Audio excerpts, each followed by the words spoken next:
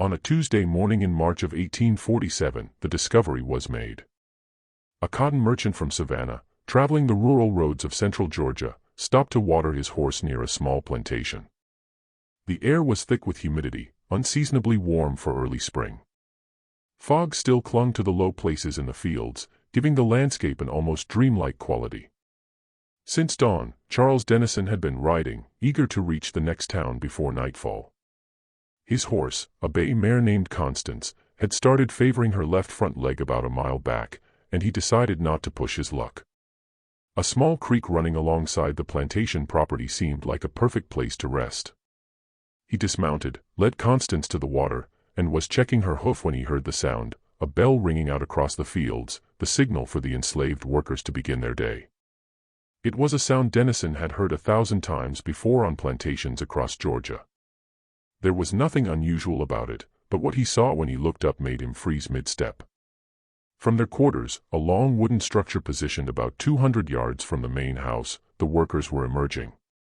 They moved in that particular way enslaved people developed, efficient but not rushed, conserving energy for the long day ahead, avoiding any movement that might be interpreted as either laziness or insubordination. Among them were children. That wasn't unusual either.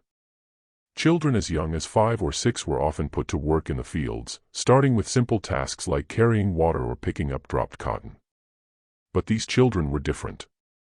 Even from a distance, even through the morning fog, Dennison could see their skin was pale, not the light brown of mixed ancestry common enough on plantations, but truly pale, almost translucent in the early morning light. As they moved into the fields and the sun began to burn away the fog, he could see more details. Hair ranged from light brown to almost blonde, features that were unmistakably European. Dennison counted them as they dispersed into the cotton rows, 12 children, from what looked like 3 or 4 years old to early adolescence. Every single one had similar features, similar builds, the same distinctive eye color he could make out even at this distance, an unusual hazel green that caught the light. They looked like siblings. They looked like they all belonged to the same family. They did. An overseer appeared, a thick-set man carrying a long stick, not quite a whip, but close enough to serve as a threat. He barked orders, and the children moved faster, taking their positions in the fields alongside the adult workers. The older ones carried baskets, the younger ones followed behind, learning, being trained in the work that would consume their lives. Dennison stood there, still holding his horse's hoof, trying to process what he was seeing. He'd been in the cotton trade for 20 years. He'd visited dozens of plantations. He'd seen enough to understand how the system worked, even if he tried not to think too hard about the human cost involved in the bales of cotton that made him his living. But this was different. This was something that made his stomach turn in a way he couldn't quite explain. He released Constance's hoof, the mare was fine, just a small stone he'd already removed, and led her to a hitching post near the plantation entrance. He needed to know more. He needed to understand what he was seeing.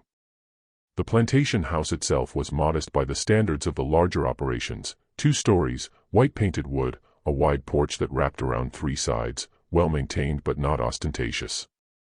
The house of a man who was comfortable but not wealthy, successful but not elite. As Dennison approached, a man emerged onto the porch.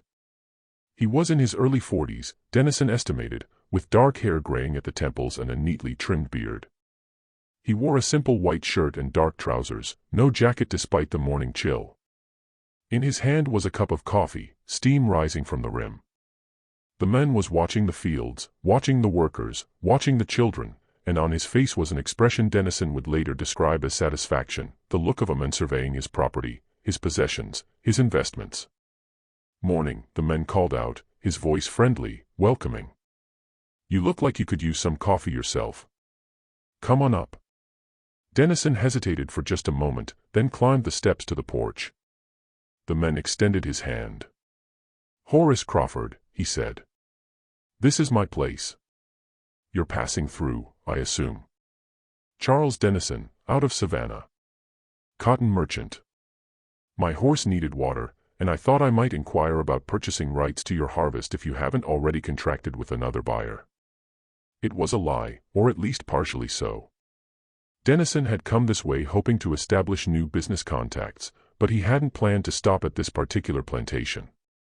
That had been pure chance, or perhaps something else, something that felt uncomfortably like fate. Crawford's face brightened. Always happy to talk business. Come inside. My wife will prepare us a proper breakfast, and we can discuss terms.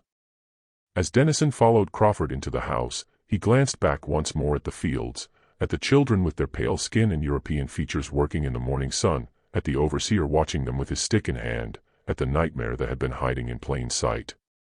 Before we continue with the story of what Charles Dennison discovered that morning and the shocking investigation that followed, take a moment to subscribe to our channel if you haven't already. Hit that notification bell so you never miss stories like this one, stories that reveal the darkest corners of American history. And let us know in the comments what state or city you're listening from. We love hearing from our audience across the country. Now, let's return to that plantation in Georgia, where nothing was quite what it seemed, and where Dennison was about to learn the full extent of what Horace Crawford had built. The interior of the Crawford house was exactly what Dennison expected, comfortable but not luxurious, furnished with pieces that spoke of established prosperity rather than new money. A parlor to the left with a piano that looked like it was actually played, judging by the sheet music stacked on top, a dining room to the right with a table that could seat 10, though Dennison suspected it rarely hosted that many guests. The walls were decorated with paintings of pastoral scenes, the kind of generic landscapes merchants sold from catalogs. Nothing distinctive, nothing that revealed much about the people who lived here. Crawford led him into the dining room and called out toward the back of the house, "Margaret, we have a guest for breakfast." A woman appeared in the doorway leading to the kitchen, presumably Mrs. Crawford, though she looked younger than her husband by at least a decade. She was pretty in a faded way, with blonde hair pulled back in a severe bun and a dress that was well-made but practical, not fashionable. Her expression was polite but distant, the look of someone who'd learned to wear a mask of pleasantness regardless of what she actually felt. "Mr. Dennison, a cotton merchant from Savannah," Crawford said. "Charles, my wife, Margaret." She nodded acknowledgement but didn't extend her hand or smile. "I'll have the girl bring coffee and biscuits," she said quietly, then disappeared back through the doorway. Crawford seemed not to notice his wife's coldness. He gestured for Dennison to sit at the table and took the chair at the head, the position of authority, even in this casual setting. "So, cotton merchant," Crawford said, "you've picked a good year to be in the business. Prices are holding steady and the crop's looking strong. I'm projecting a 20% increase over last year's yield." Dennison made appropriate noises of interest, but his mind was elsewhere. He was trying to figure out how to ask about the children without being obvious, without revealing his discomfort.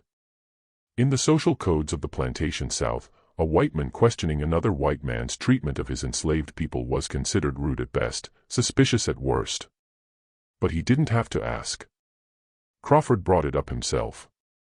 A young woman, enslaved, Dennison realized, though she wore a clean dress and an apron that indicated housework rather than fieldwork, brought in a tray with coffee, biscuits, butter, and jam. She moved silently, efficiently, keeping her eyes down. She couldn't have been more than 16 years old, and her skin was dark enough that she clearly hadn't been among the pale children Dennison had seen in the fields. As she poured coffee into their cups, Crawford spoke to her without looking at her. "Tell Rebecca to make sure the young ones get extra water today. It's going to be hot, and I don't want any of them getting sick." "Yes, sir," the girl murmured, finishing with the coffee and backing away toward the kitchen. Dennison saw his opening. The young ones. Crawford took a sip of coffee and smiled, that same smile Dennison had seen on the porch, the smile of satisfaction. "You noticed them, I assume." "Hard not to. They stand out quite a bit." "I did notice," Dennison said carefully. "Quite a few children out there with unusual features." 17, actually, Crawford said, and there was something in his voice, pride, accomplishment. "Though 2 of them are too young for field work yet. The oldest is 13 now. Named him Thomas. Strong boy, good worker. I expect he'll fetch a premium price when I sell him next year." The casual way Crawford said it, "when I sell him next year," made Dennison's hand tighten on his coffee cup. He forced himself to maintain a neutral expression, to keep playing the role of interested merchant, nothing more. "That's quite a few children," he said. "Your workforce must be expanding rapidly." Crawford leaned back in his chair, and now the pride in his expression was unmistakable. "I've been implementing a breeding program," he said, using the same tone someone might use to discuss agricultural techniques or livestock management. "Started about 12 years ago, not long after I inherited this place from my father. The results have exceeded my expectations." Dennison felt his stomach turn, but he forced himself to keep listening, to keep asking questions. He needed to understand the full extent of what was happening here. "A breeding program," he repeated, trying to sound curious rather than horrified. "Exactly. See, most plantation owners don't think strategically about reproduction. They leave it to chance, to natural increase. Whatever happens, happens. But I realized there was an opportunity for deliberate improvement." Crawford warmed to his subject, speaking faster, more animated. "I select specific women, young, healthy, with certain physical characteristics. Light skin is a factor, but more important is bone structure, facial features, overall build. And then I ensure that the next generation carries the traits I want to emphasize." Dennison understood what Crawford was saying, understood exactly what "ensure" meant, but he needed to hear it stated explicitly. "You're saying you father the children yourself?" "Of course," Crawford said, as if it were the most natural thing in the world. "That way, I control the bloodline completely.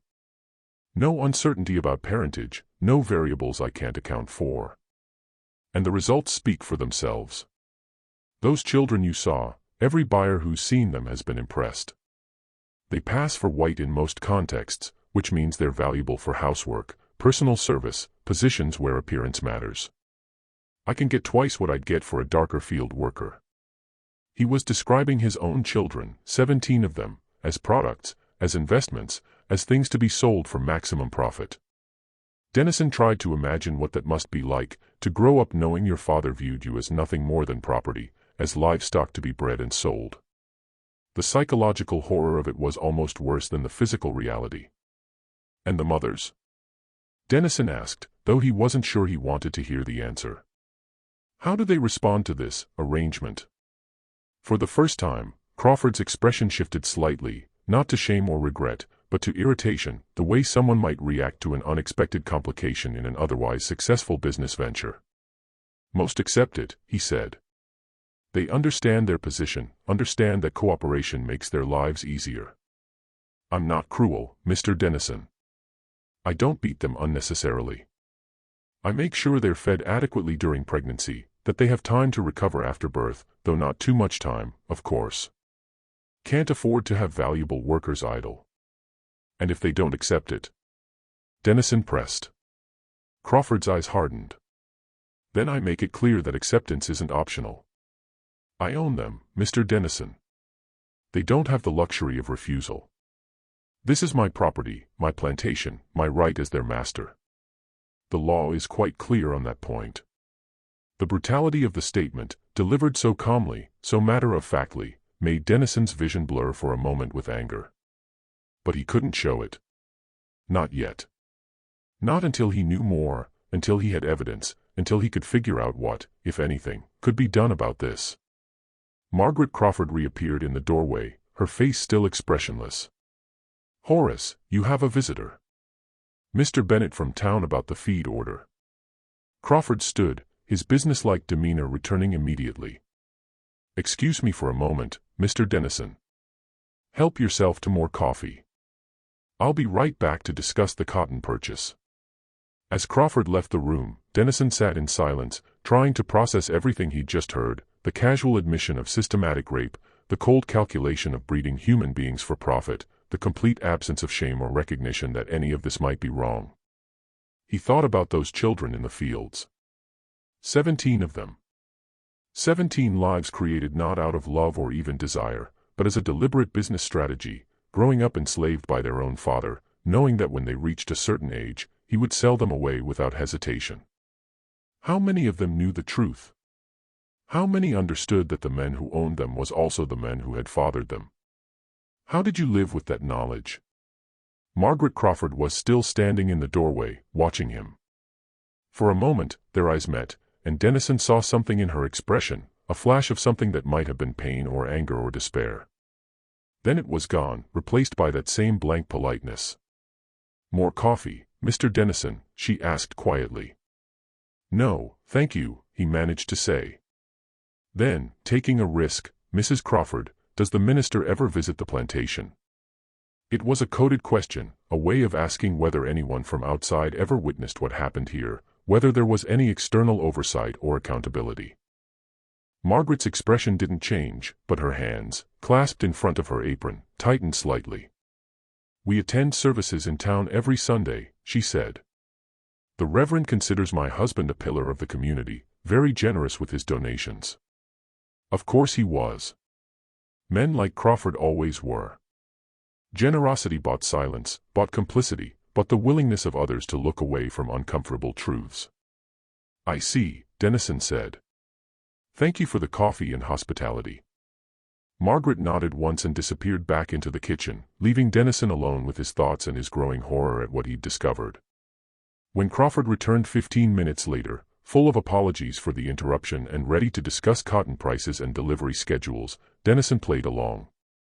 He negotiated a preliminary agreement, promised to send formal contracts within the week, and made plans to visit again in the fall to inspect the harvest. He had no intention of keeping any of those promises, but he needed Crawford to believe that their interaction had been purely business, that Dennison had seen and heard nothing troubling, that everything was normal. As he rode away from the plantation an hour later, Constance moving at an easy walk beneath him, Dennison kept glancing back at the fields, at the children working in the sun, at the nightmare hiding behind a facade of Southern gentility and economic prosperity. He couldn't stop thinking about one detail in particular. When Crawford had mentioned the oldest child, Thomas, age 13, he'd said he planned to sell him next year, which meant the boy had perhaps 12 more months with whatever family he'd known his entire life. 12 months before he was torn away, sold to strangers, shipped off to some other plantation where he'd spend the rest of his life among people who had no connection to him, no knowledge of where he came from. And Crawford spoke about it the same way someone might discuss selling a horse or a piece of furniture. Charles Dennison had been born into a world where slavery was normal, where fortunes were built on the backs of enslaved labor, where white supremacy was so deeply embedded in the culture that most people never questioned it. He participated in that system his entire adult life, profiting from it, accepting it as the natural order of things. But this was different. This crossed some line that even his conditioned conscience couldn't ignore. This was something that demanded action, demanded response, demanded that he do something, anything, to stop it. The question was what? And who would help him? Savannah in 1847 was a city of contrasts. Elegant squares, designed by James Oglethorpe a century earlier, created pockets of ordered beauty amid the chaos of a booming port city. Spanish moss hung from ancient oak trees, giving the place an air of timeless gentility. But beneath that surface beauty was an economy built entirely on the labor of enslaved people and the cotton they produced. The city's docks were constantly busy with ships loading bales of cotton destined for textile mills in New England and England. Auction houses operated openly, selling human beings alongside furniture and livestock. Enslaved people moved through the streets, running errands for their masters, carrying goods, building the city's expanding infrastructure. Charles Dennison had an office in a building overlooking one of the main squares. From his window on the second floor, he could see the daily flow of commerce, the steady movement of capital and labor that made Savannah one of the wealthiest cities in the South. But when he returned from the Crawford plantation that Tuesday afternoon, he couldn't focus on the paperwork waiting on his desk. The ledgers that usually demanded his attention seemed meaningless.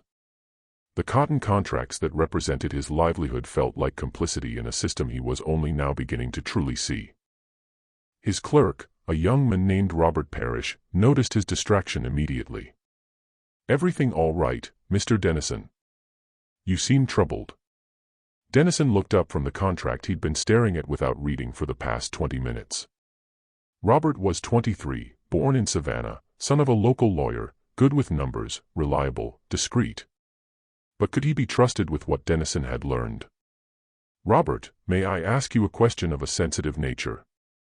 The younger man sat up straighter, curious. Of course, sir. In your experience, in your observations of how plantations operate, have you ever heard of systematic breeding programs, where the master deliberately fathers children with enslaved women as a business strategy? Robert's expression shifted from curiosity to discomfort. He glanced toward the door, as if checking to make sure no one else was within earshot, then spoke quietly. I've heard rumors, he admitted. Never anything specific. Never anyone naming names. But there are stories, whispers about certain plantations where all the children look suspiciously similar to the owner. It's one of those things people know about but don't discuss in polite company. Why not? Because what would be the point? Robert's voice carried a note of resignation. The master owns the women. The law gives him absolute authority over his property, including their bodies, including any children they bear. There's no legal remedy, no crime being committed. So people ignore it, pretend they don't see it, and life goes on. That doesn't trouble you? Robert was quiet for a long moment. Of course it troubles me. I'm not a monster, Mr. Dennison. But I'm also not naive. I know how the world works. The entire economy of this region, our livelihoods, our wealth, our society, it's all built on the labor of enslaved people. Once you start questioning one aspect of the system, where do you stop? How do you participate in any of it with a clear conscience? It was the question Dennison had been asking himself all afternoon. Once you saw the system clearly, once you understood its full cruelty, how did you continue to benefit from it? How did you sleep at night knowing your comfort was purchased with other people's suffering? He told Robert about the Crawford plantation, about the 17 children with their pale skin and European features, about Crawford's casual admission of his breeding program, his cold calculation of profit and loss, about the plan to sell Thomas, the oldest child, next year. Robert listened without interrupting, his expression growing more troubled with each detail. What are you going to do? He asked when Dennison finished. I don't know, Dennison admitted. I was hoping you might have suggestions. You could report it to the authorities. And tell them what? That Crawford is fathering children with women he owns. That's not illegal. That Crawford is selling his own children. They're legally considered property, following the condition of the mother. There's no law being broken. Then maybe you need to think about changing the laws. That takes time. Years, probably. In the meantime, Crawford continues what he's doing, and those children continue to suffer. Robert leaned back in his chair, thinking. There is one person in Savannah who might be able to help. Dr. William Preston. He's been practicing medicine here for 30 years, treats patients on plantations all across the region. If anyone has seen the real conditions, the real costs of the system, it's him. And I've heard he has sympathies that not everyone in Savannah shares. It was a careful way of suggesting that Dr. Preston might be sympathetic to abolition, or at least critical of slavery's worst excesses. In Savannah in 1847, such views had to be expressed carefully, coded in ways that allowed for plausible deniability if questioned by the wrong people. Do you think he'd talk to me? Only one way to find out. His office is on Abercorn Street, 3 blocks from here. But, Mr. Dennison, be careful. If you start making inquiries, asking too many questions, people will notice. And if Crawford finds out you're investigating him, there could be consequences. Men like that have friends, connections, power. They don't take kindly to outside interference. Dennison understood the warning. Understood the risk he was taking. But he also understood that doing nothing, returning to his normal life and pretending he hadn't seen what he'd seen, wasn't an option. Not anymore. Thank you, Robert. I appreciate your honesty.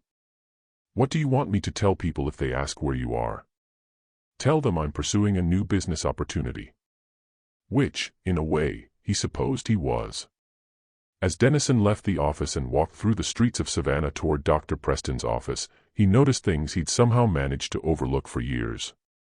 The auction house on the corner where families were being separated and sold to different buyers. The scarred backs visible when enslaved workers bent to lift heavy loads. The careful expressions they wore, masks designed to hide whatever they actually felt, to show only what their masters wanted to see. How had he participated in this for so long without really seeing it? How had he been so willfully blind?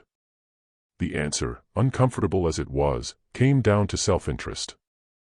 It was easier not to look too closely, easier not to ask difficult questions, easier to accept the comfortable lies about natural hierarchies and civilizing influences and the burden of uplift. The truth was messy and disturbing and demanded actions that would risk his business, his social standing, his comfortable life. But he'd looked. He'd seen. And now he couldn't pretend otherwise. Dr. William Preston's office occupied the ground floor of a narrow brick building. A small sign beside the door read simply, "Preston, Physician." The door was unlocked, and Dennison stepped into a waiting room that smelled of carbolic acid and something else, illness, perhaps, or just the accumulated suffering that any doctor's office inevitably absorbed. An older woman sat behind a desk sorting through papers. She looked up as Dennison entered. "Do you have an appointment?" "No, but I was hoping Dr. Preston might spare a few minutes. It's a matter of some urgency. He's with a patient right now, but if you're willing to wait, I'll let him know you're here." "Your name?" "Charles Dennison." She wrote it down on a slip of paper and disappeared through an interior door. Dennison sat in one of the waiting room chairs and tried to organize his thoughts. What exactly was he going to say to the doctor? What did he hope to accomplish? He was still trying to figure that out when Dr. Preston appeared, the older woman beside him. William Preston looked to be in his early 60s, with a full head of white hair and a neatly trimmed beard. He wore spectacles that magnified his eyes slightly, giving him an owlish appearance.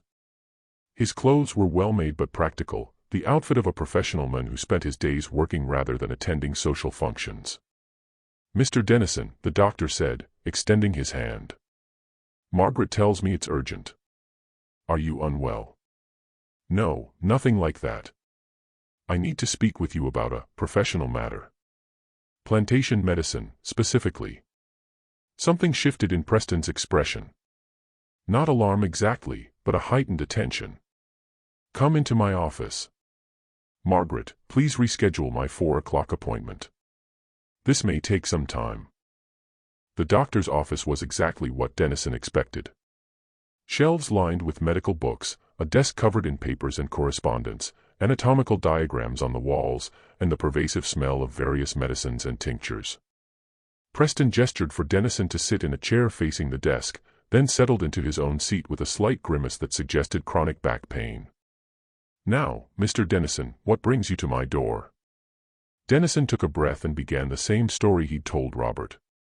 The Crawford plantation, the children with European features, Crawford's admission of his breeding program, the casual mention of selling his oldest son next year. Preston listened without interrupting, his expression growing darker with each detail. When Dennison finished, the doctor was quiet for a long moment, staring at his desk as if gathering his thoughts. "You want to know if what Crawford is doing is illegal?" Preston finally said. "It wasn't a question. I want to know if there's any way to stop him." Preston stood, walked to a cabinet against the wall, and pulled out a bottle of whiskey and 2 glasses. He poured generous amounts into both, handed one to Dennison, and drank deeply from his own before speaking again. "I've been practicing medicine in this region for 31 years, Preston said. "I've delivered hundreds of babies on plantations across Georgia. I've treated illnesses, injuries, complications from childbirth, wounds from punishments. I've seen things that would make a hardened soldier weep. And the Crawford situation? It's not even the worst I've encountered."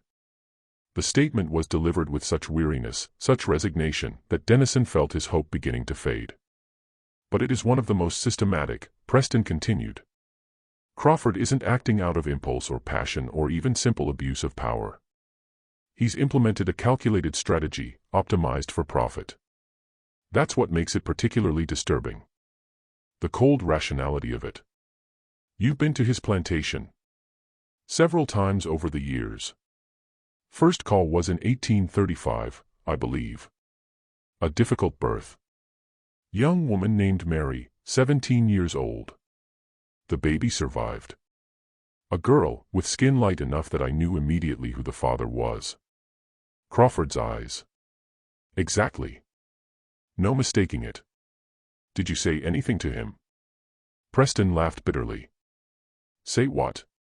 Congratulate him on his daughter. Remind him that she's also his property, that he could sell her or work her or do whatever he pleased because the law gives him that right. I stitched up the woman, made sure the baby was breathing, collected my fee, and left. That's what I did. That's what I've always done. But you kept going back. He kept calling for me. Difficult births, complications, infections. I delivered 6 or 7 of those children myself, maybe more. Lost count after a while. Preston finished his whiskey and poured another. Do you know what the mortality rate is for enslaved women during childbirth, Mr. Dennison? About twice as high as it is for white women. Want to know why? Because they don't get adequate care before birth, they're forced back to work too soon after, and complications that would be treated seriously in a white patient get ignored until they become life-threatening. Is that what happened on the Crawford plantation? Preston's hand tightened on his glass. 3 women died on the plantation between 1835 and 1844. 3 that I know of. All of them within 2 weeks of giving birth. All of them because Crawford insisted they return to field work before they'd properly recovered. I argued with him, tried to explain the medical risks, told him he was endangering their lives. He didn't care. Said he couldn't afford to have valuable workers idle. Said they were exaggerating their symptoms to get out of work. Said I was being too soft. That's murder, Dennison said quietly. Is it? Crawford would argue he was simply exercising his right to manage his property as he saw fit. That the women's deaths were unfortunate but not his fault, just the natural risks of childbirth. Any lawyer would raise reasonable doubt within minutes. Any jury of his peers, wealthy white men who owned slaves themselves, would acquit him without hesitation. Dennison felt his frustration rising. So there's nothing that can be done. No law, no authority, no justice available. I didn't say that. Preston leaned forward. I said a criminal prosecution would fail. But there are other approaches. Other ways to apply pressure, to create consequences, to make Crawford's life difficult enough that he might reconsider his practices. What kind of approaches? Preston stood and walked to his bookshelf, pulling down a worn leather journal. He flipped through pages covered in cramped handwriting, found what he was looking for, and turned the book toward Dennison. I keep records, Preston said. Notes on every patient I treat on plantations. Not just medical details, but observations about conditions, treatment, outcomes. I've been doing it for years, building documentation of exactly what the system does to people. Someday, when the political climate changes, when there's finally a will to address these issues, this evidence might matter.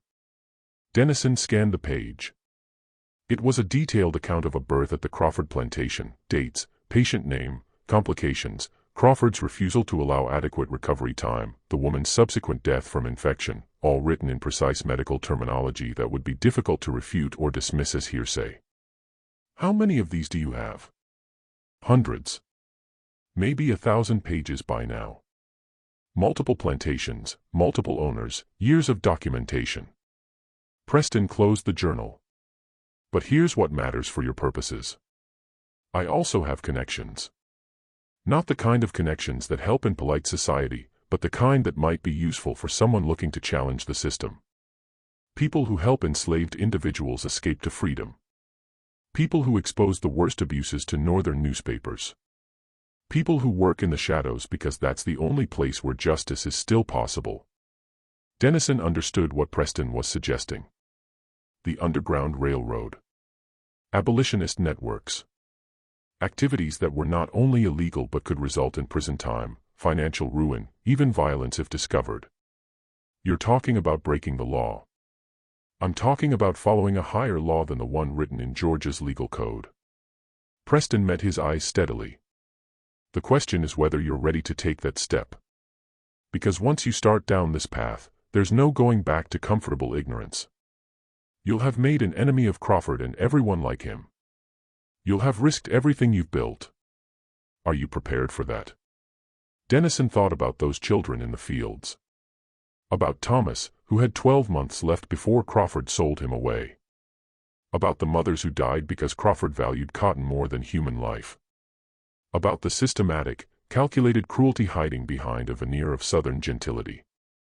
Yes, he said. I'm prepared. Tell me what I need to do. What Charles Dennison was about to uncover would lead him into the darkest corners of Georgia's plantation system and into an underground network of resistance that risked everything to fight back. If you're as captivated by this true historical mystery as we are, hit that like button now and drop a comment telling us what you think should happen to Horace Crawford. Should he face justice, or does the system protect men like him? Let's find out together what Dennison discovered next, because the full extent of Crawford's operation was even more disturbing than anyone imagined. Dr. Preston didn't give Dennison specific names or locations. That would have been too dangerous, too easily traceable if anyone ever questioned Dennison about his activities. Instead, he gave him a series of carefully worded instructions that sounded innocent to anyone who might overhear but carried specific meaning to those who understood the code. There's a Quaker meeting house about 15 miles outside Savannah, Preston said. They gather for worship every Wednesday evening. If you were to attend, you might find people sympathetic to your concerns. Ask to speak with the elder who leads the service.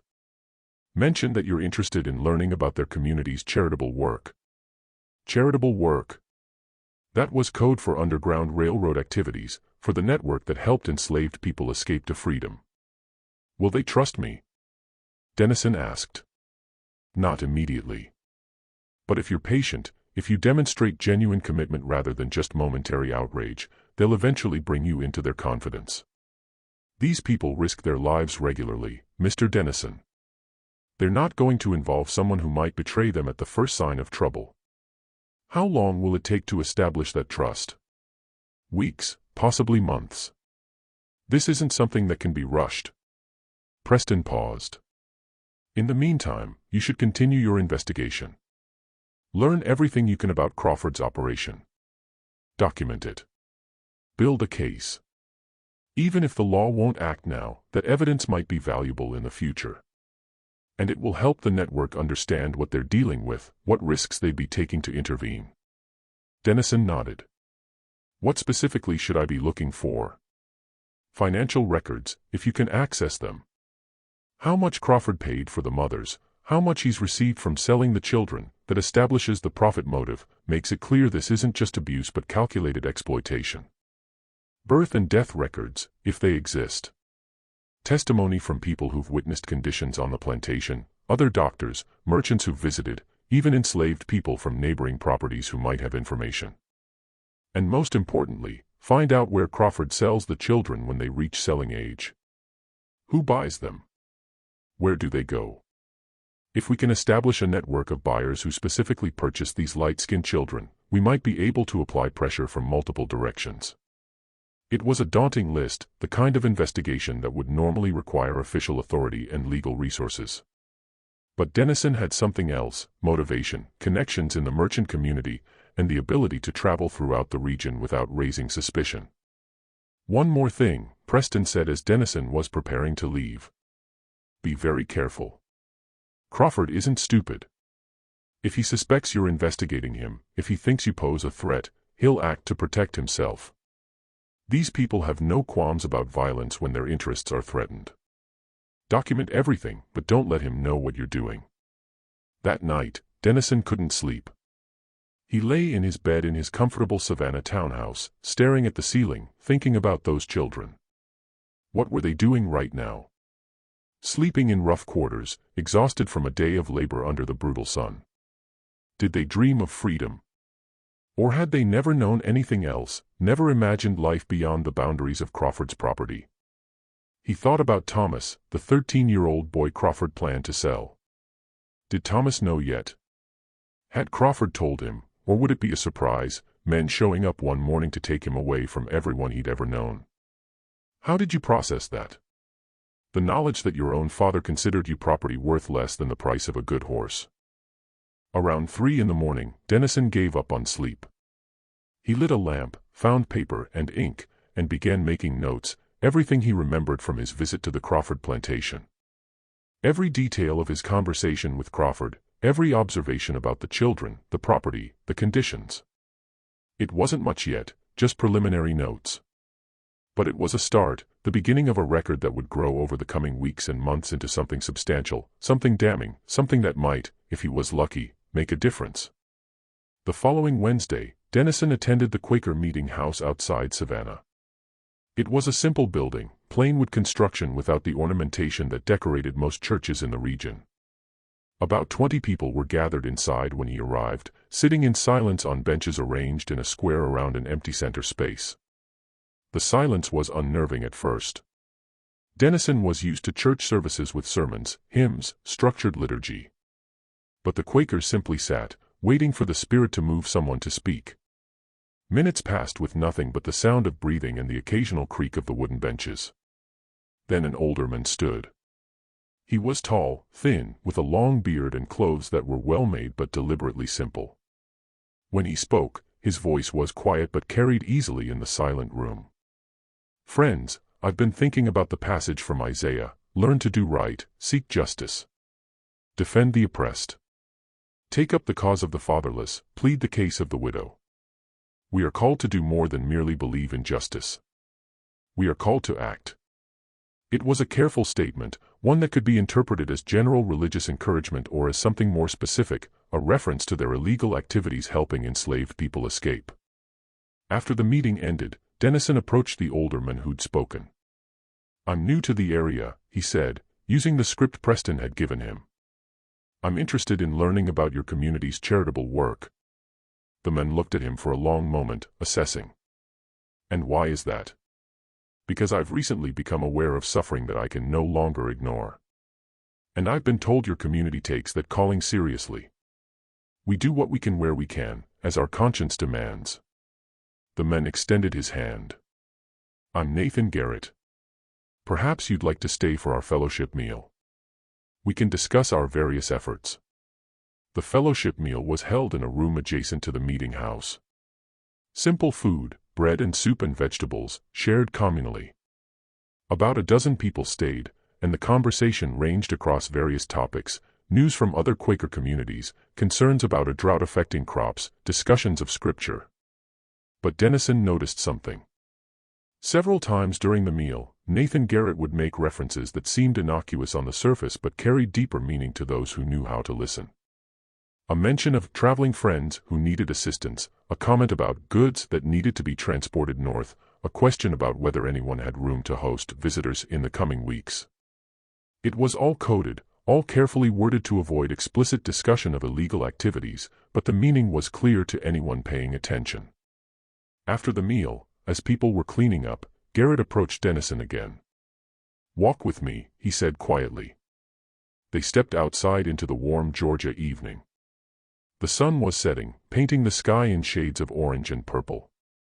Garrett led them away from the meeting house toward a small grove of trees where their conversation wouldn't be overheard. "Dr. Preston sent word that you might be coming," Garrett said. "He vouches for you, which counts for something. But trust has to be earned.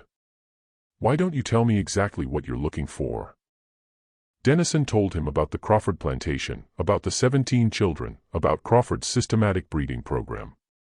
He described his conversation with Preston, his growing determination to do something about what he'd discovered. Garrett listened without interrupting, his expression troubled but not surprised. "We're aware of the Crawford situation," he finally said. "We've been monitoring it for several years. The problem is access. The plantation is relatively isolated.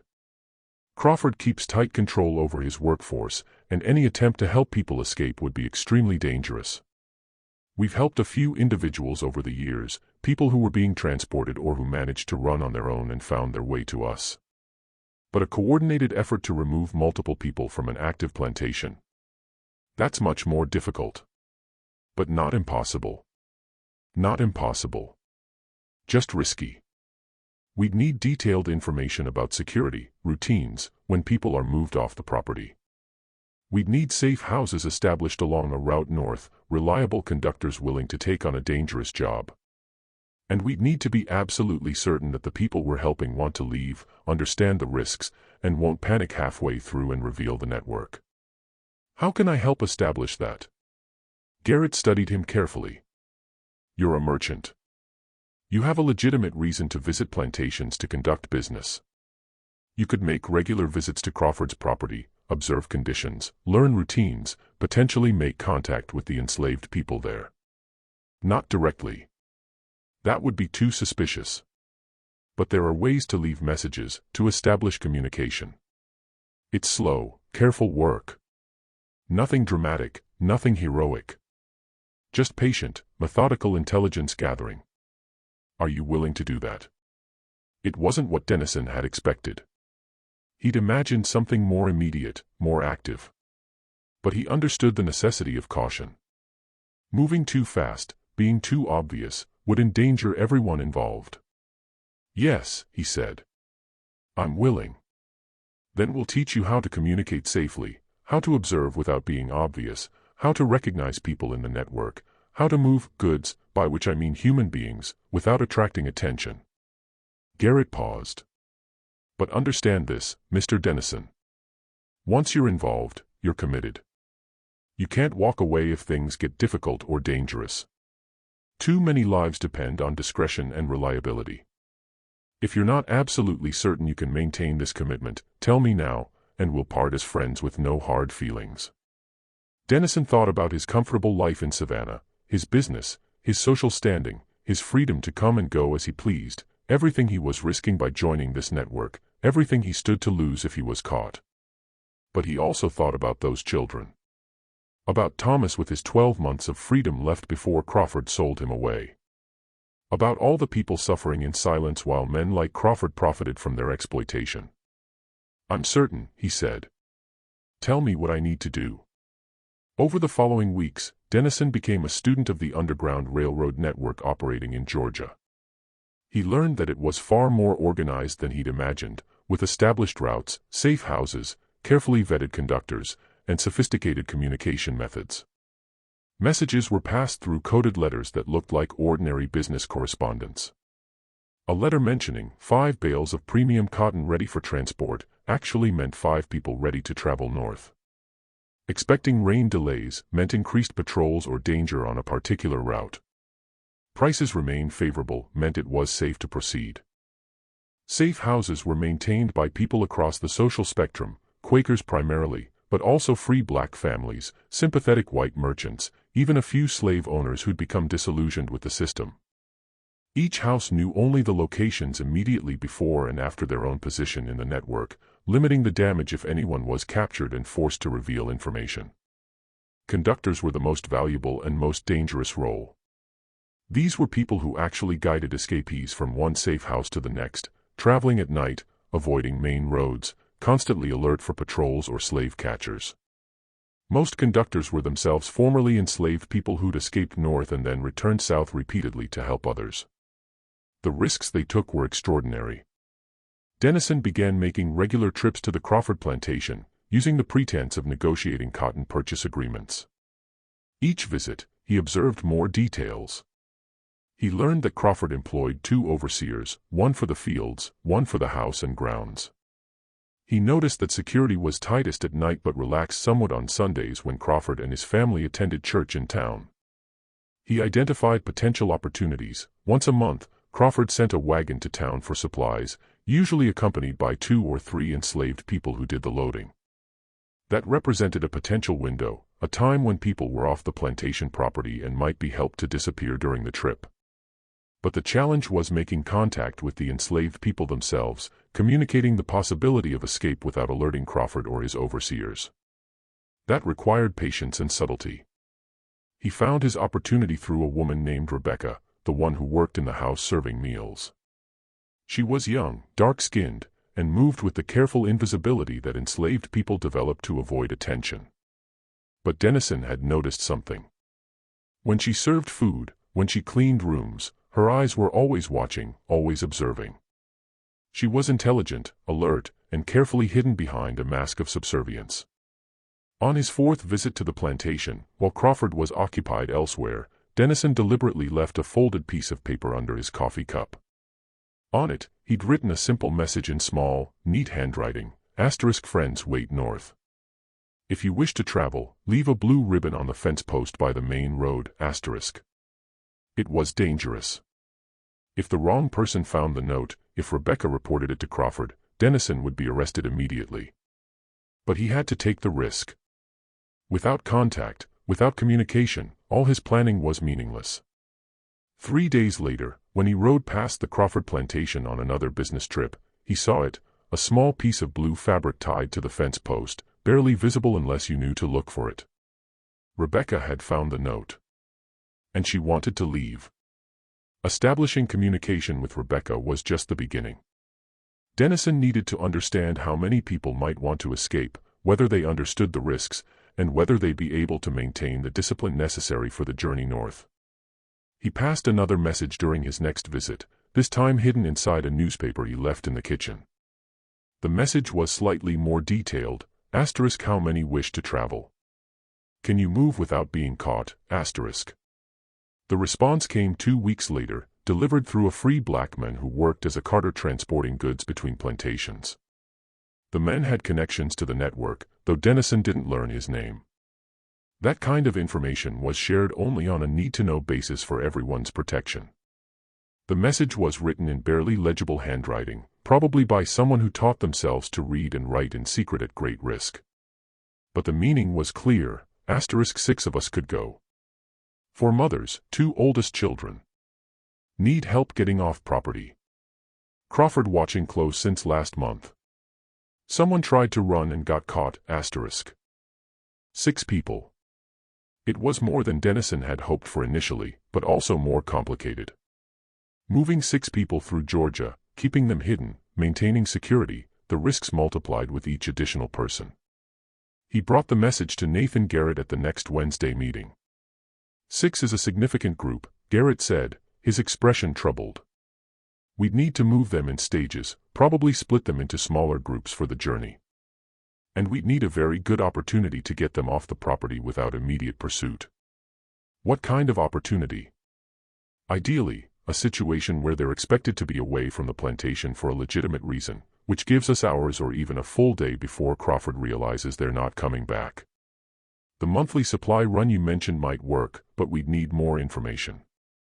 How many people usually go? How closely are they supervised? What's the route?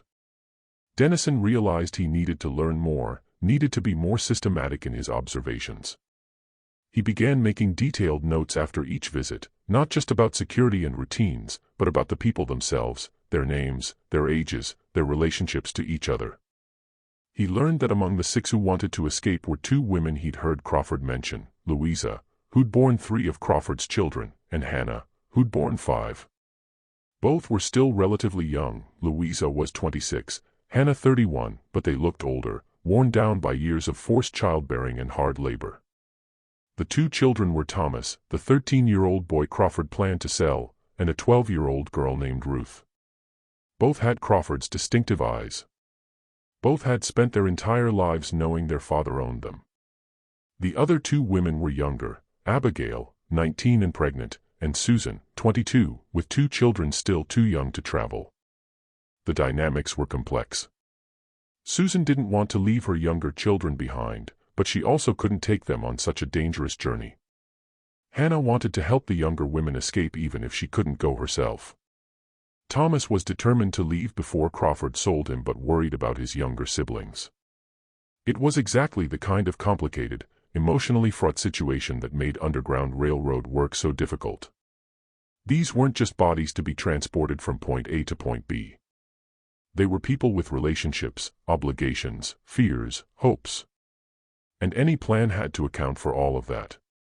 Dennison spent hours with Garrett and other members of the network, working through scenarios, identifying problems, trying to find solutions. They brought in a conductor named Benjamin, a tall, quiet black man in his 40s who'd made the journey north and back 17 times, to assess the feasibility. Benjamin's first question was blunt. Are they prepared to never see their families again? Because that's what this means. Once they leave, they can never come back. Anyone left behind, they won't see them again in this life. Are they ready for that?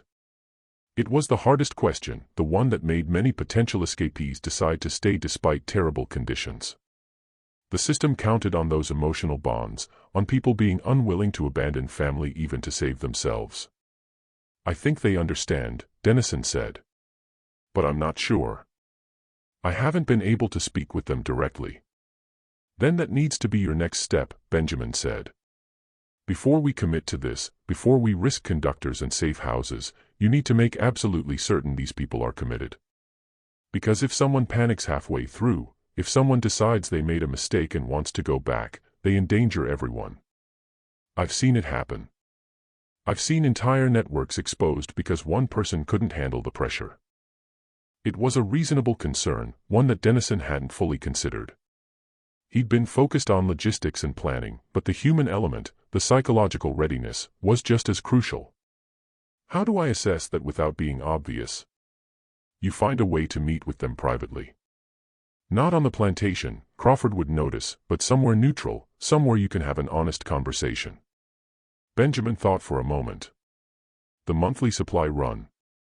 If you could arrange to be in town on the same day, if you could create a situation where you're alone with them for even a few minutes, that might be enough. It was risky. But everything about this plan was risky. Dennison agreed to try. The next supply run was scheduled for the first week of June. Dennison arranged to be in town that day, ostensibly conducting business with various merchants but actually waiting for the wagon from Crawford's plantation. It arrived mid-morning, driven by one of Crawford's overseers, a thick-set man named Polk who had a reputation for cruelty. With him were 3 enslaved people, Rebecca, who Dennison had been communicating with, a man named Daniel, and Thomas, the 13-year-old boy. They spent 2 hours loading supplies, sacks of flour and cornmeal, barrels of salt pork, tools, fabric, medicines. Dennison watched from across the street, waiting for an opportunity. It came when Polk went into a tavern, leaving the 3 people to finish the loading. Dennison crossed the street quickly, approaching the wagon as if he were just another merchant checking on his own goods. "Rebecca," he said quietly, not looking directly at her. "The blue ribbon message. I need to know if you and the others understand what you're committing to." She continued working, but her voice was steady. "We understand. We know we can never come back. We know the risks. Are all 6 of you certain? Because if anyone has doubts, if anyone might change their minds during the journey, it's better to know now." Thomas, loading a barrel onto the wagon, spoke without turning around. "We're certain. Crawford's selling me next month." He moved up the date. "If we don't go soon, I won't get another chance." Next month, that changed everything. They'd been planning to wait until July, when conditions might be more favorable. But if Thomas was being sold in June, they'd have to move faster. "Can you be ready in 2 weeks?" Dennison asked. "We can be ready tomorrow," Rebecca said. "We've been ready for years. Just tell us when and how." Dennison quickly explained the basic outline of the plan. On the next supply run, they'd arrange for Polk to be delayed, possibly arrested on some minor charge that would be dropped later, but would keep him occupied for several hours. During that window, the 6 escapees would be moved to a safe house in town, hidden, and then transported north that night. "There are safe houses all the way to Ohio," Dennison said. "People who will hide you, feed you, keep you safe. But you have to trust them, follow their instructions exactly, and never panic no matter what happens. Can you do that?" "Yes," Rebecca said simply. Thomas nodded without speaking. "What about the others? Louisa, Hannah, Abigail, Susan." "They're ready." "Susan decided not to come. Can't leave her babies. But she'll help the rest of us get away. She'll cover for us, give us time." It was exactly what Dennison needed to hear. They were committed. They understood the plan, and they'd thought through the sacrifices required. Polk emerged from the tavern, wiping his mouth and looking irritated. Dennison moved away casually, as if he'd just been inspecting the wagon's load, and disappeared into the crowd. 2 weeks, they had 2 weeks to finalize every detail, to position conductors and prepare safe houses, to arrange for Polk's convenient delay. 2 weeks to make the difference between freedom and a lifetime of slavery for 6 human beings. The plan was set in motion, and Charles Dennison found himself at the center of the most dangerous thing he'd ever attempted. The web of secrets was about to be tested, and any mistake could mean disaster for everyone involved. If you're on the edge of your seat wondering what happens next, smash that like button and leave a comment with your prediction. Will they make it to freedom, or will Crawford discover the plan before they can escape? Subscribe and hit the notification bell because this story gets even more intense. Let's continue and find out what happened when everything finally came together. The 2 weeks before the escape attempt were the longest of Dennison's life. Every detail had to be perfect. Every contingency had to be planned for. And all of it had to be done quietly, without arousing suspicion. Nathan Garrett coordinated the safe houses. They'd need 7 stations between Georgia and Ohio. Each one a place where the escapees could hide during daylight hours, rest, eat, and prepare for the next leg of the journey. Some were maintained by Quakers, others by free black families, one by a white merchant who'd lost his own daughter to slave traders after she'd been kidnapped and falsely accused of being escaped property. Benjamin, the experienced conductor, would lead the first leg of the journey personally, guiding them from Savannah to a safe house about 40 miles north. From there, other conductors would take over in stages, each one responsible for a specific section of the route. The plan for getting them off Crawford's property evolved through several iterations. They considered having them escape at night, but that would trigger immediate pursuit. They considered staging an accident that would require medical attention in town, but that was too unpredictable. The supply run remained the best option, but they needed Polk to be delayed long enough that the escapees could disappear before anyone started looking for them. The solution came from an unexpected source, a local sheriff's deputy named Marcus Reed, who had his own reasons for disliking Crawford. Reed's sister had worked as a governess for a wealthy family in the region and had witnessed Crawford's treatment of the women on his plantation. The experience had disturbed her enough that she'd eventually quit her position and moved to Charleston, but not before telling her brother what she'd seen. Reed couldn't arrest Crawford, the men hadn't broken any laws, but he could help delay Polk on the day of the supply run by conducting a very thorough inspection of the wagon, looking for contraband or stolen goods. It was a weak pretext, but it would buy the necessary time. "I can give you 2 hours," Reed said when Dennison met with him privately. "Maybe 3 if I really drag out the inspection and then have to file paperwork. But after that, Crawford will start asking questions, and I'll have to let Polk go." 2 hours should be enough, Dennison said. "By the time Polk realizes people are missing, they'll be well hidden. And if Crawford suspects I helped them escape, he'll have no proof. You were just doing your job, conducting a routine inspection. Anything that happened after that isn't your responsibility." Reed didn't look entirely convinced, but he agreed to the plan. Like everyone else involved, he was taking significant risk for the sake of people he'd never met, people he had no obligation to help beyond the basic human recognition that what was happening to them was wrong. Dennison marveled at that, at the courage of ordinary people willing to break the law, risk their livelihoods, potentially face imprisonment, all because their conscience demanded it. It challenged his previous assumptions about morality and self-interest, about what people would do when pushed to make real choices rather than just express abstract principles.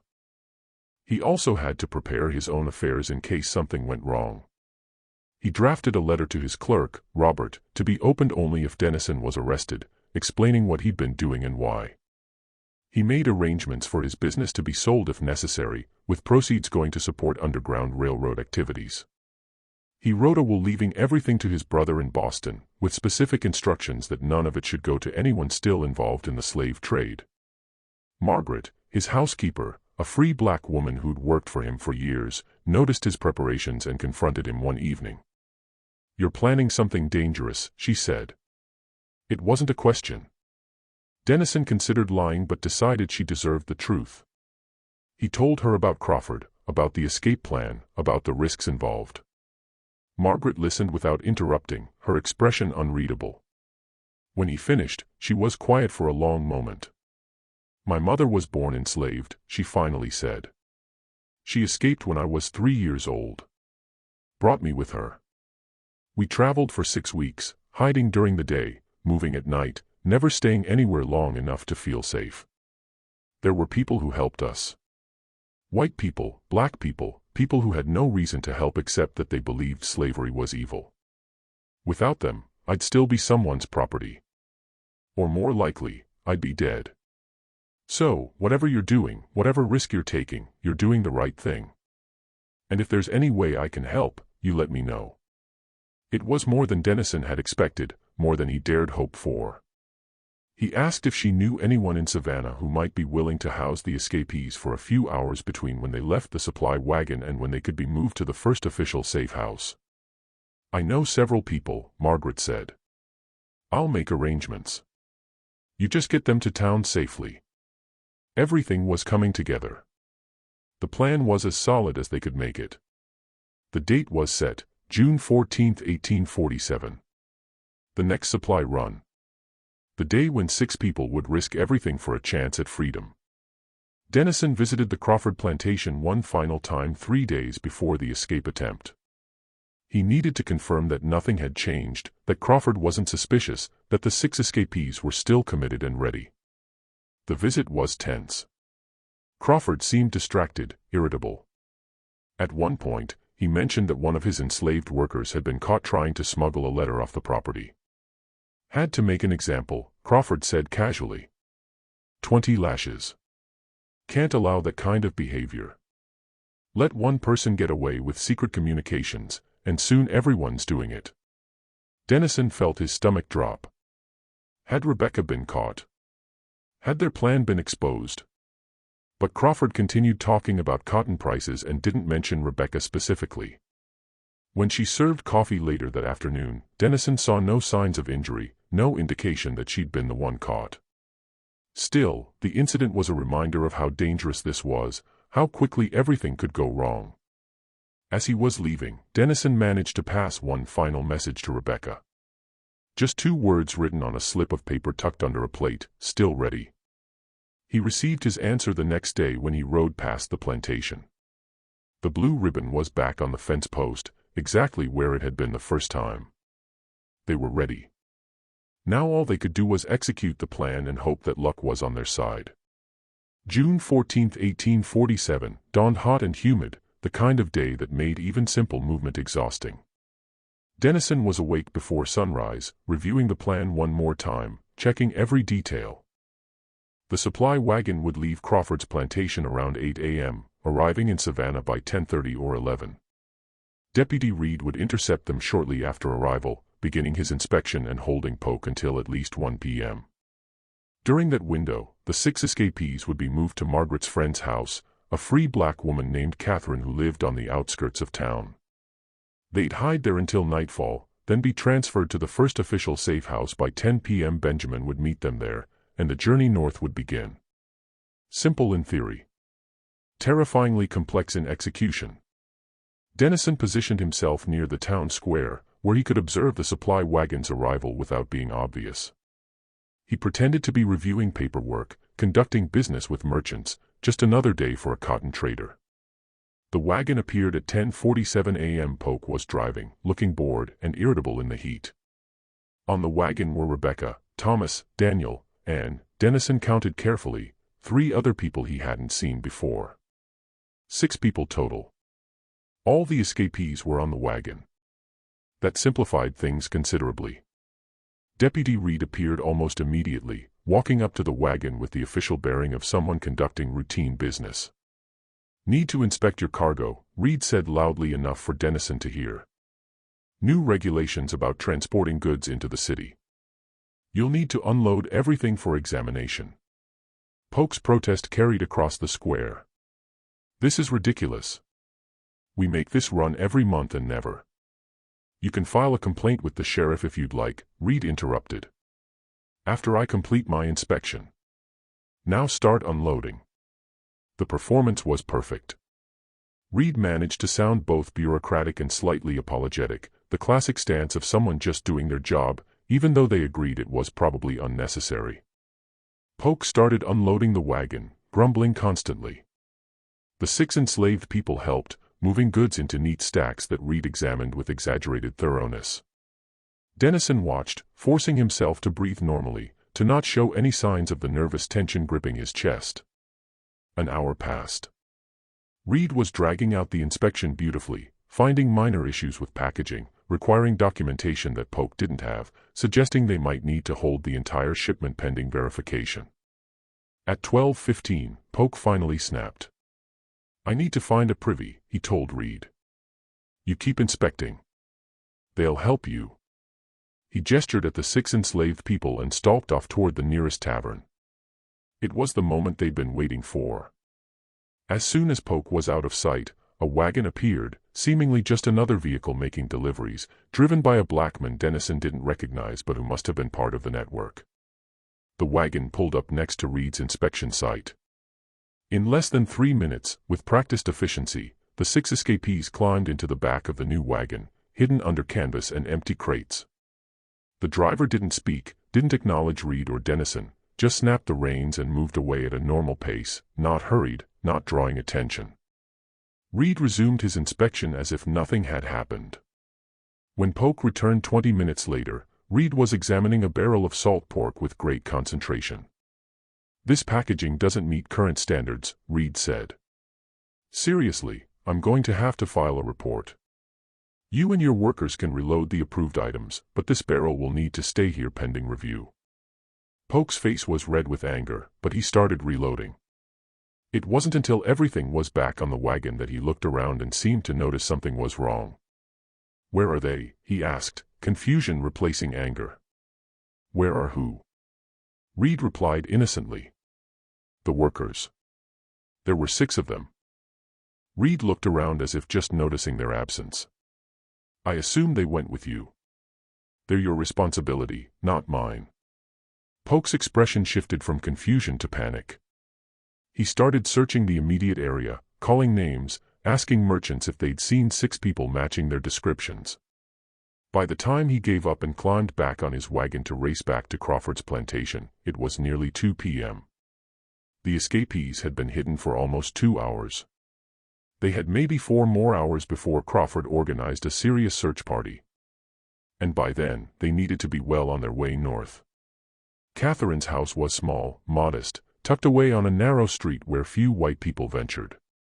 She'd cleared space in her cellar, a cramped, humid space that smelled of earth and old vegetables, but it was hidden and secure. Dennison visited briefly around 3 p.m., carrying a basket that ostensibly held supplies he was delivering for Margaret. Inside the basket was food, water, and a message about the next stage of the journey. Catherine let him in without speaking, led him to the cellar door. He descended carefully, his eyes adjusting to the dim light. The 6 escapees were huddled together in the corner, looking exhausted and terrified and hopeful all at once. When they saw Dennison, Rebecca started to cry, not tears of sadness, but of relief, of disbelief that the first part of the plan had actually worked. "You're safe for now," Dennison said quietly.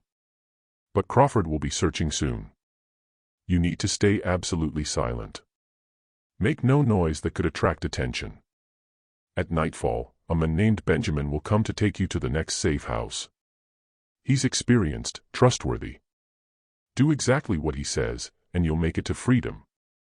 Thomas, the 13-year-old boy, spoke for the first time. "Is it real? Ohio. Freedom? Or is it just another place where someone will own us?" "It's real," Dennison assured him. "In Ohio, you'll be free. Not property, not enslaved. Free to work for wages, to make your own decisions, to build your own lives. It's real, and you're going to make it there." He distributed the food and water, made sure they understood the timeline, then left quickly. The less time he spent at the house, the less chance of anyone noticing and becoming suspicious. Back at his own home, Dennison tried to work, to distract himself, but it was impossible to focus. Every sound made him jump. Every knock at the door made him fear it was Crawford or the sheriff coming to arrest him. Margaret noticed his agitation. "You did the right thing," she said quietly. "Whatever happens now, you did the right thing." Dennison hoped she was correct. Crawford discovered the escape around 3:30 p.m. when Polk returned to the plantation and reported that 6 workers had vanished in Savannah. The plantation owner's reaction was exactly what everyone had feared: immediate, furious, and determined. He rode directly to the sheriff's office in Savannah, demanding action, threatening lawsuits, insisting on immediate pursuit. The sheriff, who was friendly with Crawford but also aware of Deputy Reed's inspection, tried to calm him down. "We'll investigate," the sheriff promised. "Put out notices, alert patrols. But you have to understand, if they got a few hours head start, they could be anywhere. We'll do our best, but I can't guarantee we'll find them." Crawford wasn't satisfied. He hired 4 slave catchers, professional bounty hunters who specialized in tracking and capturing escapees. These men were notorious for their brutality, their willingness to use violence, their success rate. They began their search immediately, questioning people in Savannah, looking for anyone who'd seen 6 people matching the escapees' descriptions. They visited the docks, thinking the escapees might try to board a ship. They checked the roads leading north, looking for tracks or signs of passage. But the Underground Railroad network had been operating in Georgia for years. They knew how to hide people, how to mislead searchers, how to create false trails that led nowhere. By the time darkness fell and Benjamin came to collect the escapees from Catherine's cellar, the slave catchers were 20 miles away, following a deliberately planted rumor that someone had seen a group matching the description heading west toward Alabama. Benjamin loaded the 6 people into a covered wagon designed to look like a typical merchant's transport. Hidden compartments beneath false floors provided cramped but effective concealment. Unless someone specifically knew what to look for, the wagon appeared to be carrying nothing but ordinary goods. The route north took them through back roads and small towns where the network had established relationships. At each stop, they'd transfer to a different conductor, a different vehicle, sometimes traveling by wagon, sometimes on foot, once by boat along a river that formed part of the route. The journey was grueling. They traveled mostly at night, hiding during daylight hours in barns, cellars, attics, anywhere that offered concealment. They endured days of hunger when safe houses were too risky to approach. They suffered through rainstorms, heat, exhaustion, the constant terror of being discovered. But they kept moving north, through Georgia, through Tennessee, through Kentucky. Each mile was a mile closer to freedom, a mile farther from Crawford's reach. Dennison received coded updates through the network. Asterisk goods proceeding as planned. Package reached 3rd station. Delivery expected on schedule, asterisk. It took 18 days to reach Ohio. 18 days of constant movement, constant fear, constant hope. On July 2, 1847, 6 people who'd been enslaved their entire lives crossed into free territory. They stood on Ohio's soil, legally beyond Crawford's reach, and for the first time in their lives, they were free. Benjamin sent word back to Georgia, asterisk delivery complete. All packages safely arrived, asterisk. When Dennison received the message, he wept. Not just with relief, though that was part of it, but with something else, a recognition of what had been accomplished, of the courage of everyone involved, of the reality that the system could be challenged, that justice was possible even when the law failed. 6 lives saved.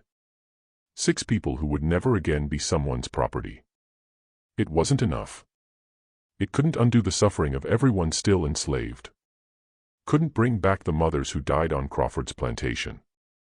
Couldn't erase the childhood trauma of growing up owned by your own father. But it was something. It was proof that resistance was possible. That individual actions could make a difference. That moral courage still mattered in a world that often seemed determined to crush it. 6 people made it to freedom. But the consequences were far from over. Crawford's reaction to the escape would be brutal, and the investigation into who helped them would threaten everyone involved. If this story is giving you chills, hit that like button right now and drop a comment telling us what you think happened next. Did Crawford discover who helped them escape? And what about all the people left behind on his plantation? Subscribe to our channel and ring that notification bell because what happened next would expose Crawford's crimes to the entire nation. Let's continue with this powerful true story. Crawford's rage at losing 6 of his enslaved workers, including his oldest child, the boy he'd planned to sell for significant profit, was spectacular and terrible. The people remaining on his plantation bore the brunt of his fury. He increased security dramatically, hired additional overseers, instituted harsher punishments for minor infractions. He interrogated everyone, trying to find out if anyone had helped the escapees, if anyone had known about the plan. Susan, the woman who decided not to escape because she couldn't leave her young children, was subjected to particularly brutal questioning. Crawford suspected she knew something, suspected she might have helped the others. When she maintained she knew nothing, he didn't believe her. She was sold 2 weeks later, separated from her children, sent to a plantation in Alabama. It was punishment, pure and simple, Crawford's way of making an example, of showing what happened to anyone he suspected of disloyalty. 3 other enslaved people were sold in the following month, families torn apart, people shipped to different states. Crawford didn't need evidence of wrongdoing. Suspicion was enough. Fear was the tool he used to maintain control, and he wielded it without mercy. But Crawford's problems were only beginning. The 6 escapees reached settlements in Ohio where abolitionists helped them establish new lives. And those abolitionists recognized the propaganda value of their stories. Within weeks, Louisa and Hannah were being interviewed by abolitionist newspapers across the North. They told their stories in detail, how Crawford had systematically impregnated them, how he'd fathered 17 children and treated them all as property, how mothers had died from being forced back to work too soon after childbirth. The accounts were published in Pennsylvania, New York, Massachusetts, Ohio. They were reprinted in pamphlets, cited in speeches, used as evidence of the moral bankruptcy of the entire slave system. The Georgia breeder became a shorthand reference in abolitionist circles. Crawford's name synonymous with the worst excesses of plantation slavery. His face was caricatured in political cartoons. His actions were denounced from pulpits and lecture halls across the North. At first, Crawford tried to fight back. He published denials in Georgia newspapers, claiming the women were lying, insisting he'd always treated his enslaved workers humanely according to the customs of the region. He threatened lawsuits against Northern publications for defamation. But the details were too specific, too well documented to be easily dismissed. Dr. Preston, emboldened by the publicity, provided copies of his medical records to abolitionist organizations, confirming the births, the deaths, the timeline that Louisa and Hannah described. Other witnesses came forward, merchants who'd visited the plantation, neighboring plantation owners who'd observed Crawford's practices. Even Margaret Crawford, his wife, gave a statement through her lawyer expressing her disgust at her husband's actions and requesting a legal separation. The social consequences were severe. Crawford found himself ostracized in Georgia society. His church asked him to stop attending services. Business partners began distancing themselves. The careful social networks that plantation owners relied on began excluding him. By September of 1847, Crawford's reputation was in ruins. He was still wealthy, still owned his plantation and the people enslaved there, but he'd been transformed from respected member of the community to pariah, his name a byword for cruelty and moral corruption. Theodore Wolfe, the district attorney Denison had met with months earlier, saw an opportunity. With public attention focused on the case, with Crawford's reputation destroyed, Wolfe brought forward new legislation addressing exploitation of enslaved women. The legislation was modest, full of loopholes, carefully worded to avoid challenging the fundamental legality of slavery. But it required documentation of all births on plantations, mandated basic medical care for enslaved women before and after childbirth, created penalties for deliberate negligence that resulted in death. It was the barest minimum, a tiny step that did almost nothing to address the systemic brutality of the institution. But in the context of Georgia in 1847, even that tiny step represented a significant shift, an acknowledgement that even within the framework of slavery, there were limits to what society would tolerate. The legislation passed in November, opposed by many plantation owners but supported by enough moderate voices that it became law. It was named, unofficially, the Crawford Act, a permanent reminder of the men whose actions had made it necessary. For Denison, the months following the escape were nerve-wracking. Crawford's slave catchers investigated everyone who'd been in Savannah the day of the escape, everyone who might have helped. Denison was questioned twice, but his role as a cotton merchant gave him plausible reasons for being in town, and he'd been careful not to be seen directly interacting with the escapees. Deputy Reed also faced scrutiny, but his story held up. He'd been conducting a routine inspection, nothing more. If people had wandered away during that time, that wasn't his responsibility. The network remained hidden. None of the safe houses were exposed. None of the conductors were identified. The Underground Railroad continued its work, helping dozens more people escape. Over the following years, Dennison continued his involvement, though more carefully now. He provided financial support, helped identify opportunities for escapes, served as a liaison between the network and people willing to help. He never again participated directly in an escape, but he remained committed to the cause. He also continued building his case against Crawford, documenting the plantation owner's activities, collecting testimony, preserving evidence. He didn't know if it would ever be useful, but he felt compelled to create a record, to make sure that someday, when people looked back on this period, they would understand what had happened, who had been responsible, what the true costs had been. Crawford never recovered his reputation. He continued operating his plantation until 1851, but the profitability declined as he struggled to maintain workforce numbers and faced increasing difficulty conducting business with his ostracized status. In May of 1851, he sold the property at a significant loss and moved to Texas, where he hoped to start over with less scrutiny. Whether he continued his breeding program there, Dennison never learned. The networks in Texas were less developed, communications more difficult, information scarcer. But Crawford had left a legacy in Georgia, 17 children who bore his features, his eyes, his genes. Those who remained enslaved on the plantation were sold along with the property. Some ended up on other Georgia plantations. Others were transported to Alabama, Mississippi, Louisiana, scattered across the South. Their fates varied. Some remained enslaved until the Civil War freed them in 1865. Others were sold north before the war and gained freedom earlier. A few escaped through the Underground Railroad network that Dennison continued to support. Thomas, the 13-year-old boy who'd been the first to commit to the escape, grew up in Ohio. He learned to read and write, worked as a carpenter, married a woman he'd met in the free black community there. He had 4 children, and he made sure every one of them knew their history, knew where they'd come from, knew the price that had been paid for their freedom. Ruth, his sister, became a teacher in a school for black children. She wrote about her experiences growing up enslaved by her own father, trying to help others understand the psychological complexity of that situation, the ways it damaged people in ways that went beyond physical suffering.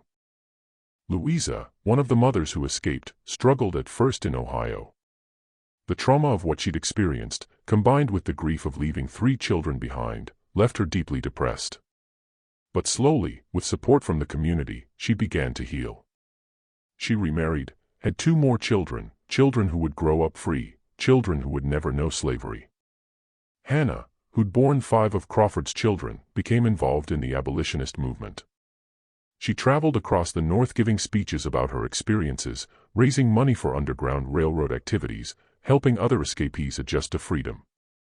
Her testimony was powerful, personal, impossible to dismiss or ignore. Abigail gave birth to her child, a son, 3 months after reaching Ohio. She named him Charles, after the merchant who'd risked everything to help her escape.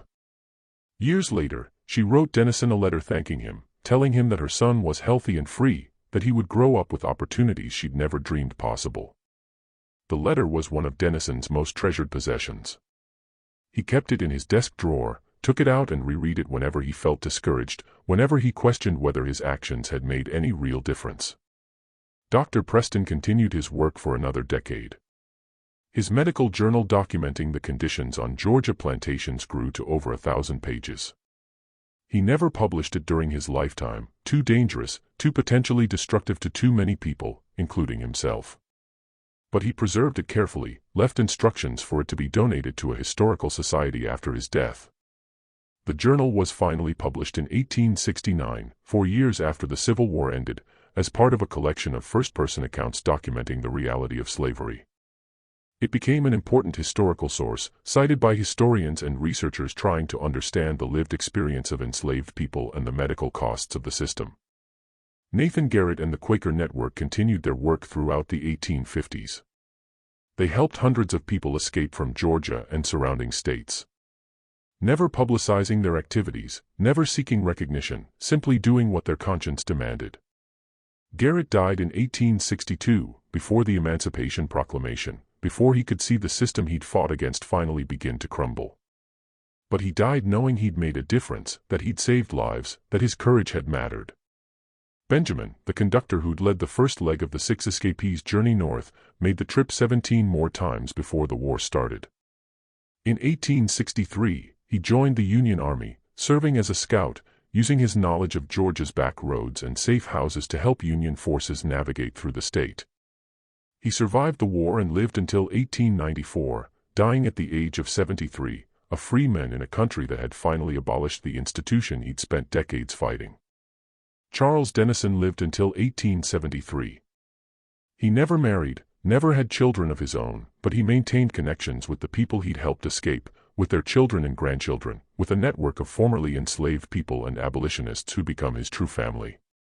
Before his death, he wrote a detailed account of the Crawford case, the discovery, the investigation, the escape, the aftermath. He included copies of letters, financial records, testimony, everything he'd collected over the years. He donated it all to the Massachusetts Historical Society, where it still resides, a primary source for historians studying the Underground Railroad and plantation slavery in Georgia. His account was published posthumously in 1875, 2 years after his death, as part of a collection of Underground Railroad narratives. It provided valuable details about how the network operated, how individual moral courage could challenge systemic injustice, how ordinary people had risked everything to fight slavery. The children Crawford had fathered, those 17 lives he'd created as property, as investments, as commodities, most of them survived to see emancipation in 1865. A few had already died by then, claimed by disease or accident or the general brutality of enslaved life. But the majority lived to experience freedom, to build lives as autonomous human beings rather than someone's property.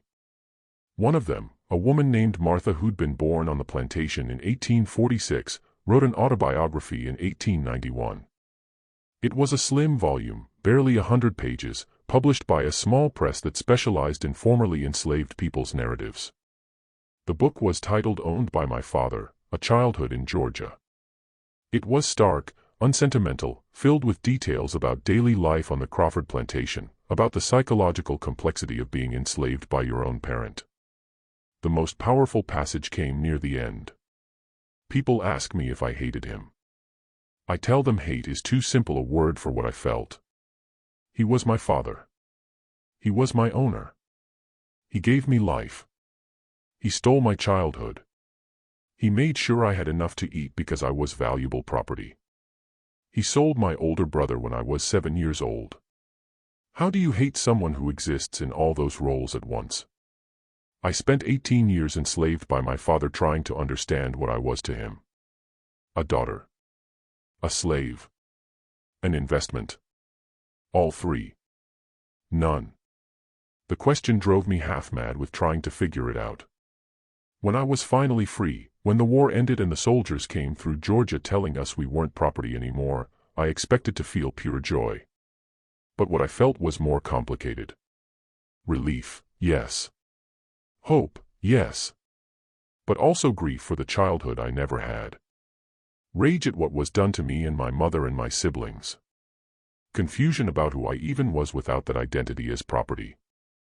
It took me 20 years to make peace with my history. To accept that my father was a monster who created me. To understand that I could honor my mother's sacrifice and suffering without being defined by it. To build a life that was truly my own. I married a good man. We have 3 children. They know their history. I've made sure of that. They know where they came from. What their grandmother endured. What their mother survived. But they also know they're free. That they belong to no one but themselves. That they have opportunities one could never have imagined as a child picking cotton in my father's fields. That's what freedom means. Not forgetting the past, but not being trapped by it either. Building something new. Making sure our children have better than we had. Making sure the world changes so what happened to us can never happen again. I'll never forget my father. But I've made peace with never forgiving him either. Some things are simply beyond forgiveness. And that's okay. I've built a good life anyway. I've found joy anyway. I've created a family where love isn't conditional on ownership, where my children are seen as human beings, not as property. That's my revenge. That's my victory. Living well. Living free. Making sure my father's legacy dies with his generation, while my mother's legacy, her courage, her endurance, her refusal to be broken, lives on through us. The story of the Crawford plantation raises uncomfortable questions about complicity, about how systems of oppression function, about what it takes to challenge injustice. Crawford himself is an easy villain. His actions were monstrous, his calculations cold, his treatment of his own children indefensible. But Crawford didn't operate in isolation. He existed within a system that enabled and protected him, a legal structure that classified human beings as property, an economic system that profited from their labor, a social structure that looked away from abuses as long as they happened on private property. All the people who knew or suspected what Crawford was doing but said nothing, the neighbors who noticed but didn't speak up, the merchants who conducted business with him, the church members who sat beside him in pews, they were complicit too. Not in the same way Crawford was guilty, but complicit nonetheless in a system that made his actions possible. Charles Dennison was part of that system too, for 20 years, until the day he visited Crawford's plantation and couldn't ignore what he saw any longer. His later actions don't erase his earlier participation in the cotton trade, his earlier profits from enslaved labor. But they do suggest that change is possible, that even people deeply embedded in unjust systems can choose differently when confronted with evidence they can no longer rationalize away. The Underground Railroad network demonstrated what moral courage looks like in practice. Not grand gestures or heroic speeches, but patient, dangerous, unglamorous work. People like Nathan Garrett, Benjamin, Catherine, Margaret, Dr. Preston, they risked everything repeatedly, not for recognition or reward, but because they believed slavery was wrong, and they refused to be bystanders. The 6 people who escaped, Rebecca, Thomas, Ruth, Louisa, Hannah, Abigail, demonstrated different kinds of courage. The courage to hope for something better. The courage to risk death for freedom. The courage to leave behind people they loved because staying meant accepting slavery forever. And the people left behind, Susan who couldn't leave her young children, the other mothers and siblings who remained enslaved, they demonstrated yet another kind of courage. The courage to endure, to survive, to maintain humanity and dignity in a system designed to strip both away. The Crawford case eventually became a footnote in history. One case among thousands. One plantation among tens of thousands.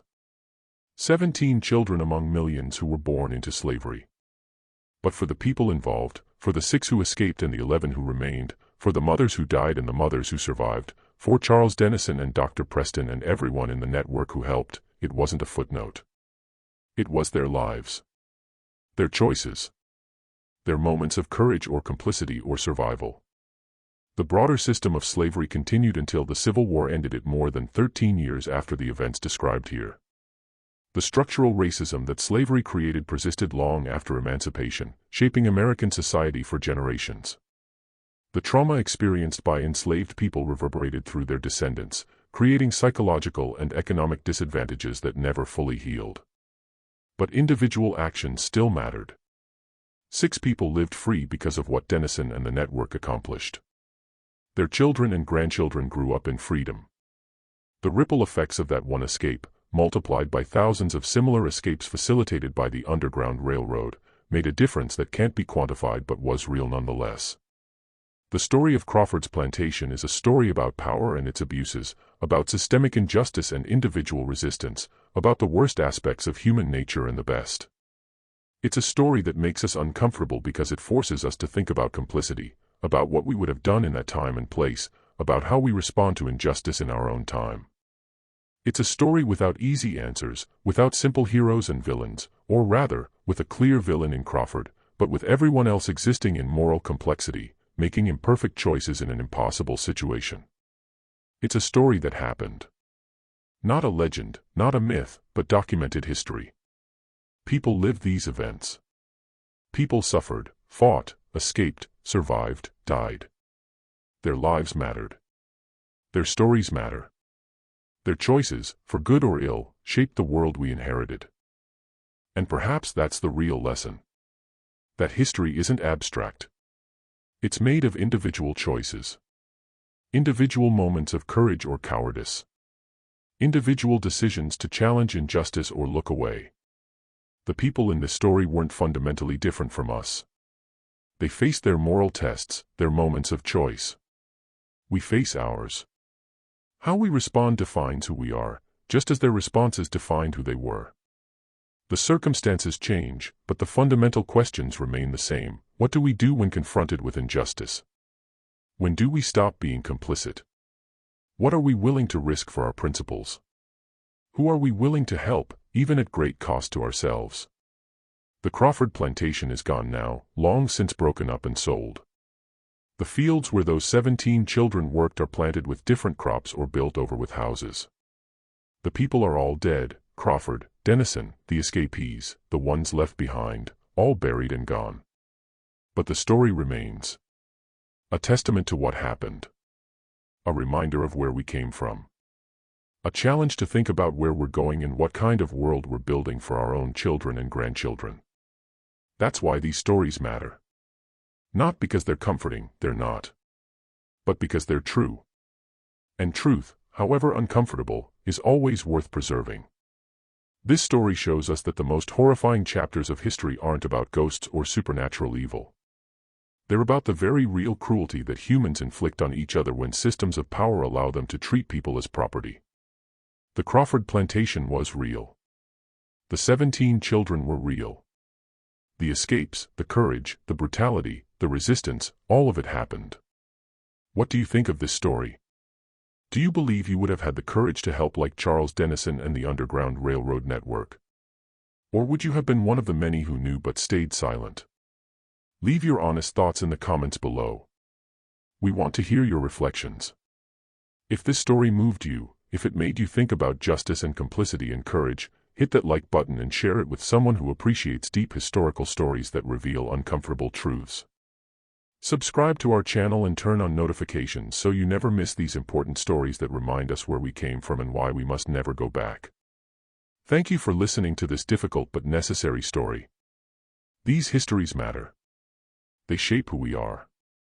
And remembering them, really remembering them, not sanitizing or simplifying them, is how we honor the people who lived them and ensure we learn from their experiences. We'll see you in the next video, where we'll explore another hidden chapter of American history that deserves to be told.